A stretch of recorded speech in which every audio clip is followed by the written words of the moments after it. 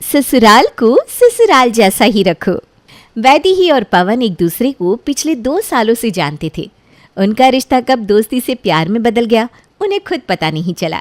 इसलिए दोनों ने अपने परिवार वालों की मर्जी से सगाई कर ली और अब बस कुछ ही दिनों में उनकी शादी भी होने वाली थी। वैदेही की सहेलियां संगीता और रेशमा उसे घर मिलने आती हैं। अच्छा किया तुम दोनों मुझसे मिलने आ गई। जब से तुम दोनों की शादी हुई है तब से तुम दोनों तो ईद का चांद बन गई हो, दिखती ही नहीं हो। अरे शादी के बाद ऐसा ही होता है। अब तो तेरी भी शादी होने वाली है ना, तुझे भी इन सब का अनुभव हो ही जाएगा।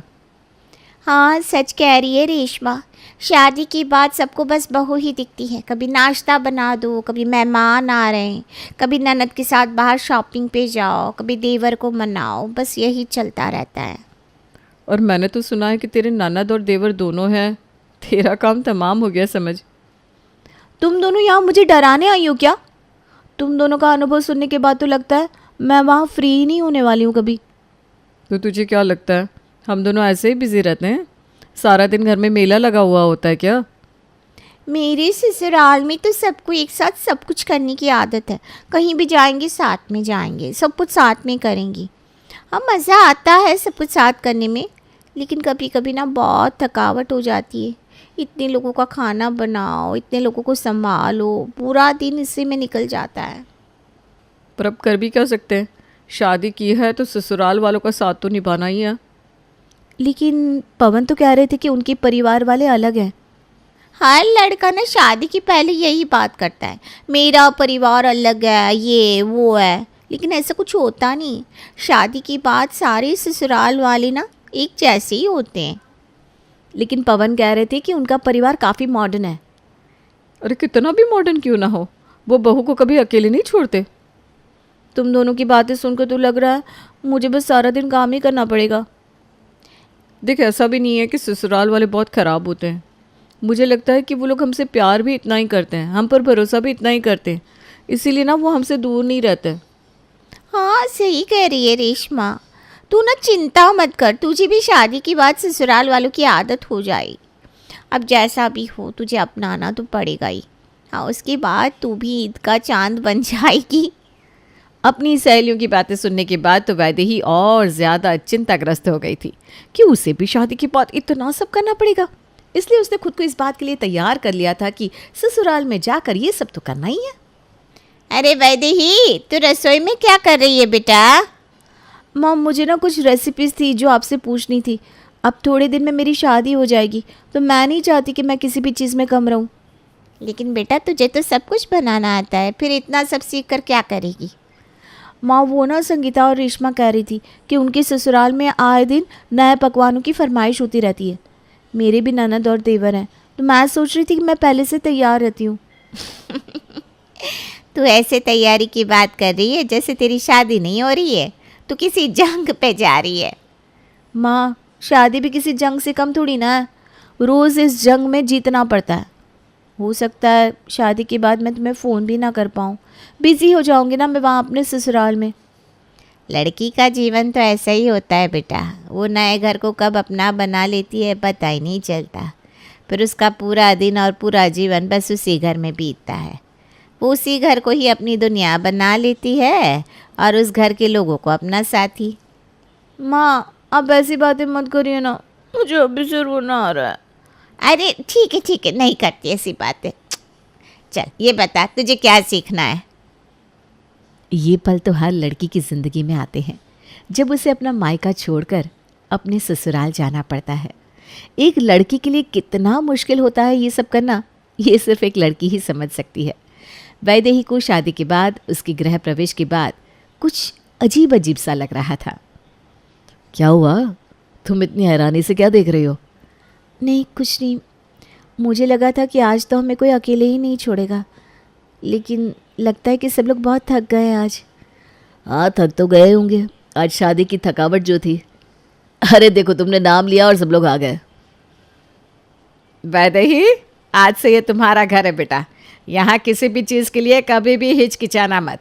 यहाँ हम सब ना काफ़ी मॉडर्न है, तुम्हें किसी चीज़ से डरने की ज़रूरत नहीं है। जी मम्मी जी। आपका इस घर में स्वागत है भाभी, अब आप ही आराम करिए, हम सभी अपने कमरे में जा रहे हैं आराम करने के लिए। हाँ भाभी चिल, आपको ये ज़्यादा फॉर्मेलिटी करने की ज़रूरत नहीं पड़ेगी, यहाँ सब ना कूल है। Thank you. चलो अब हम सब भी आराम करते हैं, तुम दोनों भी आज थक गए होंगे, आराम कर लो, जाओ बेटा। जी पापा। वैदेही का ससुराल सच में मॉडर्न था। जैसा वैदेही ने सोचा था वैसा बिल्कुल नहीं था। यहाँ ना कोई किसी को ताने मारता था, ना कोई किसी से नाराज होता था। ये देखकर वैदेही को खुशी के साथ अजीब भी लग रहा था। मुझे तो लगा था कि यहाँ सब पता नहीं कैसे होंगे, कोई ताने मारेगा, कोई नाराज़ होगा, कोई कुछ कहेगा, कोई कुछ, लेकिन ऐसा तो कुछ भी नहीं हुआ। हमें तो आराम से कमरे में भेज दिया सबने। मेरी सहेली बता रही थी कि उनकी पहली रात पे उसकी ननद ने उन्हें कमरे में जाने ही नहीं दिया था। मैंने तुमसे कहा था ना कि मेरी फैमिली ऐसी नहीं है, बहुत कूल है, तुम्हें आगे भी कोई कुछ नहीं कहेगा, तो आराम से जैसे मायके में रहती थी वैसे ही रहो यहाँ। मैं तो खामखा ऐसे ही परेशान हो रही थी कि पता नहीं क्या ही होगा शादी के बाद। चिंता मत करो, तुम यहाँ जो चाहो वो कर सकती हो। वैदेही को काफ़ी हल्का महसूस हो रहा था पवन की बातें सुनने के बाद, इसलिए उसका अगला दिन भी काफ़ी खुशी खुशी से शुरू हुआ। वो नई दुल्हन की तरह तैयार हो रही थी। आज ये नया सूट पहन लेती हूँ और बाहर जाकर मम्मी और पापा का आशीर्वाद भी ले लूँगी। आज तो मेरी पहली रसोई है, आज तो ऐसा खाना बनाऊँगी कि सब लोग खुश हो जाएंगे और मेरी खूब तारीफ़ करेंगे। चलो हो गई मैं तैयार। वैदेही तैयार होने के बाद बाहर आती है, लेकिन बाहर आकर देखती है कि बाहर तो कोई नहीं था। सुबह के 8 बज रहे, कोई नहीं है बाहर, सब लोग अभी तक सो रहे हैं क्या? अरे वैदेही तुम आ गई बेटा। जी मम्मी जी, प्रणाम। खुश रहो बेटा। मम्मी जी, अभी तक कोई उठा नहीं है क्या? अरे नहीं सब उठ गए हैं। पापा गए हैं पार्क अपने दोस्तों के साथ, रोहित जिम गया है, सोनिया अभी तक सो रही है और मैं बस अभी क्लब जा रही हूँ। अच्छा ठीक है। मम्मी जी आज मैं क्या बनाऊँ? आप जो बोले वो बना दूँ, सबकी पसंद का। अरे बेटा जो तुम्हें अच्छा लगे बना दो, यहाँ कोई कुछ नहीं कहेगा। फिर भी आप कहिए ना, वही बना देती हूँ। अरे बेटा कुछ भी बना दो जो तुम्हें अच्छा लगे, यहाँ कोई कुछ नहीं कहेगा। हाँ चलो मैं चलती हूँ, क्लब के लिए देरी हो रही है मुझे। जी मम्मी जी। कुछ भी बना दूँ? आज तो मेरी पहली रसोई है, लेकिन यहाँ तो कोई है ही नहीं। लगता है सब लोग साथ में दिन का खाना खाएंगे। हाँ, मैं सबके लिए दिन का खाना अच्छे से बना देती हूँ। वैदेही सबके लिए लंच बनाती है और मीठे में खीर भी बना देती है। उसे यकीन था कि सबको खाना बहुत ही पसंद आएगा। आज तो सब लोग खाना देखकर खुश हो जाएंगे। वैदेही मेरा खाना पैक कर दो, मैं ऑफिस जा रहा हूँ। आप भी सबके साथ खाना खाकर जाइए ना। सबके साथ? किन सबके साथ? आपके परिवार के साथ, और किसके साथ? अरे यहाँ कोई साथ में खाना नहीं खाएगा, सबका अलग अलग वक्त है, सब अपने अपने कमरे में खा लेंगे। तुम यहाँ टेबल पर खाना ढक कर रख दो, सब लोग अपने हिसाब से ले लेंगे। क्या यहाँ सब लोग अपने अपने कमरे में खाना खाते हैं? हाँ, तुम्हें यहाँ सबके लिए बैठने की कोई ज़रूरत नहीं है, जिसे जब खाना होगा वो यहाँ टेबल से ले लेगा खाना। तुम जाओ कमरे में आराम करो, अपना काम भी कर सकती हो कंपनी का, अगर तुम्हें करना हो तो। अच्छा ठीक है, फिर मैं काम ही कर लेती हूँ अपने कमरे में। हाँ, तुम्हारा जो मन करे तुम कर सकती हो, यहाँ तुम्हें कोई रोकेगा टोकेगा नहीं, ठीक है? चलो मुझे टिफ़िन दे दो, चलता हूँ मैं। वैदेही की पहली रसोई, और उसे लगा था कि घर में सब लोग साथ बैठकर खाएंगे, लेकिन ऐसा तो कुछ भी नहीं हुआ। उस घर में हर कोई अपने कमरे में अपने वक्त पर खाना खाता था। हर कोई अपने कमरे में काम करता और बिजी रहता। कोई किसी से ना कुछ कहता ना ही सुनता। वैदेही की शादी के 2 महीने हो चुके थे, लेकिन आज तक उन सब ने एक बार भी कभी साथ बैठकर खाना नहीं खाया था। हेलो, क्या बात है? अभी तो 2 महीने हुए तेरी शादी को, तो इतनी फ्री कैसे हो गई? मैं तो फ्री ही होती हूँ, ज़्यादा काम कहाँ होता है मेरे ससुराल में। क्या सच में? फिर तो तुझे खुश होना चाहिए, पर तू इतनी उदास सी क्यों लग रही है? अरे नहीं, मैं खुशी हूँ। यहाँ ज़्यादा कुछ करने को नहीं होता ना, सब अपने में ही होते हैं। सबको इस घर में आज़ादी है कुछ भी करने की। मैं भी अपना काम करती हूँ बैठकर कमरे में। अरे मेरे ससुराल में तो पूछी मत, आज भी ना हमारे घर मेला लगा हुआ है, सब लोग आए हैं, साथ में बैठकर टीवी देख रहे हैं। हाँ सच में, आवाज़ बहुत आ रही है। तेरा सही है यार, अपने कमरे में बैठे रहो पूरा दिन, ना कोई रोकने वाला, ना कोई टोकने वाला, ना कोई काम करवाने वाला। हाँ, पर यहाँ टीवी क्या, साथ में खाना तक नहीं खाते। तू बोर नहीं हो जाती क्या सारा दिन कमरे में बैठ कर? नहीं मतलब ऐसे ही पूछ रही हूँ। सच कहूँ ना, ऐसा लगता है कि काश मेरा ससुराल भी तेरे ससुराल की तरह होता। यहाँ भी मेरी ननद मुझसे लड़ती झगड़ती, हम बाहर जाते, साथ में टीवी देखते, साथ में खाना खाते। लेकिन यहाँ तो ऐसा कुछ भी नहीं है। ऐसा लगता है मैं किसी होटल में रह रही हूँ। बात तो तेरी सही है। हमारा तो पूरा दिन कैसे निकल जाता है पता भी नहीं चलता। अच्छा चल अब मैं रखती हूँ, वहाँ पर सब मेरा इंतज़ार कर रहे हैं। ठीक है। वैदेही को इन 2 महीनों में एहसास हुआ कि उसे इस परिवार को साथ लाना ही होगा किसी भी तरह। इसके लिए उसने कोशिश करना शुरू कर दिया था। मम्मी जी, मैं आ जाऊँ आपके कमरे में? अरे हाँ हाँ आ जाओ, इसमें पूछने की क्या बात है। मम्मी जी, मैंने आज सबके लिए रात का खाना बहुत स्पेशल बनाया है और आज टेबल भी बड़े स्पेशल तरीके से सजाया है। इसलिए आज आप अपने कमरे में नहीं, बाहर खाना खाएंगी। अरे बेटा, सबका अलग अलग वक्त है, तुम क्यों तकलीफ़ कर रही हो इतनी?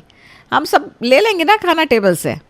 प्लीज़ मम्मी जी, आज आप सब मेरे लिए एक साथ खाना खा लीजिए ना। चलो ठीक है, तुम चलो मैं आती हूँ बाहर। आज किसी को याद नहीं था, लेकिन आज नारायणी का जन्मदिन था।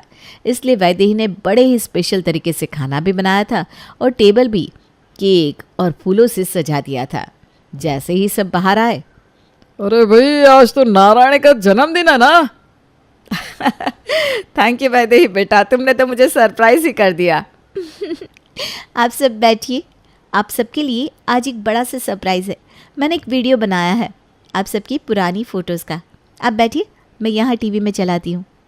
वैदेही ने सारी पुरानी फ़ोटोज़ का एक प्यारा सा वीडियो बनाया था, जिसमें उनके बचपन से लेकर उनके साथ घूमने की कई सारी यादें थी। पापा, ये याद है फोटो? हम मनाली गए थे घूमने, तब की है। हाँ याद है, पूरी ट्रिप में बस पापा पापा करती रहती थी यार, कभी गोद से नीचे ही नहीं उतरती थी मेरे। और ये दोनों कभी हाथ में ही नहीं आते थे हमारे, जब देखो भागते ही रहते थे, बहुत शैतान थे। अरे ये वाला फ़ोटो हमने पापा के जन्मदिन पर निकाला था ना, याद है? कितना केक लगा दिया था पापा को। हाँ, और वही केक मुंह पे लगा हुआ खा भी रहे थे। हाँ पापा, छी। अरे खाने को बर्बाद थोड़ी ना करते हैं। ये वाला फोटो जब हमने घर में सोनिया के 12वीं की पार्टी रखी थी ना, तब का है। हाँ, इसकी पार्टी में मेरी पसंद का खाना जो बना था। वो इसलिए क्योंकि तूने गलत बताया था सबको मेरी पसंद के बारे में, चीटर। अरे बचपन से वो ऐसा ही है, चीटर। अरे ये वाला फोटो याद है, नारायणी ने घर में केक बनाया था और सबने साथ मिलकर खाया था। आखिरी बार आप सबने कब साथ में मिलकर खाना खाया था पापा? अरे वो बेटा, हमें साथ खाना खाए तो 4 साल हो गए हैं शायद। हाँ, और आज इतने दिनों बाद सब लोग साथ में बैठे हैं फिर से। हम सब कब इतना बिजी हो गए, हमें पता ही नहीं चला। आज इतनी पुरानी यादों को देखकर मुझे एहसास हो रहा है कि हमने कितना कुछ मिस कर दिया है। आज भी अगर भाभी हम सबको बाहर साथ में ना लाती तो शायद हम सब कभी भी महसूस नहीं कर पाते कि हम क्या मिस कर रहे हैं लाइफ में। शायद वैदेही बहू को भी इस घर में अकेलापन लग रहा होगा, है ना बेटा? हमें माफ़ कर दो बहू, हमने मॉडर्न होने के चक्कर में परिवार को ही मिटा दिया था। मुझे पता है तुम्हें ससुराल की तरह नहीं लग रहा होगा ना। जी मम्मी जी, मैं चाहती हूँ कि ससुराल को ससुराल की तरह ही रखा जाए, जहाँ मेरे देवर और ननद मुझसे लड़े झगड़े, मुझसे नए नए पकवान बनवाएं, हम सब साथ में मिलकर खाना खाएं, साथ में घूमने जाएं, साथ मिलकर पिकनिक करें, जिससे मुझे भी अपनी सास ननद की बुराई करने का मौका मिले अपनी सहेलियों के साथ। आज से तुम्हारा ससुराल तुम्हें ससुराल की तरह ही लगेगा, हम वादा करते हैं। चलिए भाभी, आज तो मैं आपके ही कपड़े पहनूंगी, तो ज़रा अलमारी की चाबी देना, आखिर ननद हूँ आपकी।